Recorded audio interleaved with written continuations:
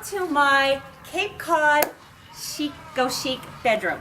We are going to start over in this area. I was married and my honeymoon was on the beach. Yes, I said yes. And so I wanted to do my bedroom in that type of theme. So I got my sandpipers, which are on the beach. I got this picture at TJ Maxx. And then I found this at Target. I thought, wow, I love that.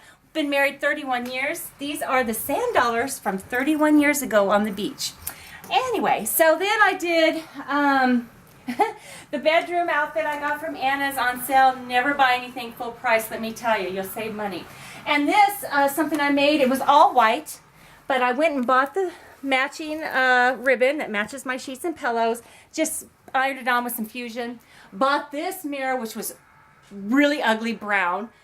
From a furniture liquidating store, all brown, from a furniture in hotel in Las Vegas. Painted it with this solid color, went over it with white, sanded it. It's gorgeous, shabby chic. So then come on over here. We looked all over for something cheap and high. I like a high TV stand. Target, 60 bucks. Good deal. TV, free. Know the right people. And then this was something that I was going to throw away. It had a hole in it, but anyway, I painted it to match my colors. Use your color swatches from Home Depot and match everything up. This way is the bathroom. My accent color in this room is coral, and dark teal is my accent in my bathroom. So we've got this from my honeymoon going on. This was from Home Goods. This was from Ross.